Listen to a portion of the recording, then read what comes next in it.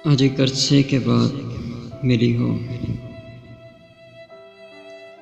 और कुछ ही देर में तुमने कह दिया कि मैं आवारा हो गया हूँ।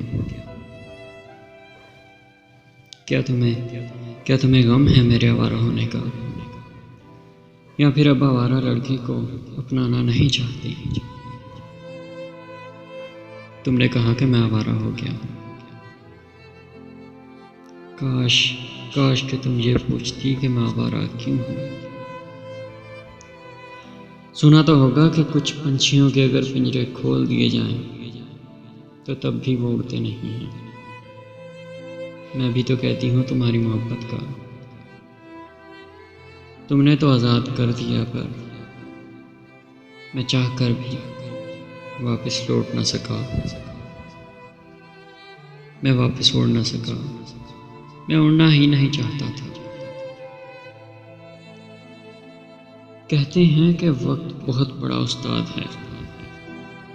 बहुत कुछ सीखा मैंने वक्त से, पर कैसे खुश रहना है तुम्हारे बिना कभी सीख ही नहीं पाया। हाँ, मैं आवारा हूँ, मगर मेरी आवारगी बस महदूद है। बस उन्हीं राहों तक महदूद है जिनसे तुम्हारा गुज़र होता था। मैं आज भी तुम्हारा मुंतज़िर हूँ। आज भी तुम्हारा मुंतज़िर हूँ।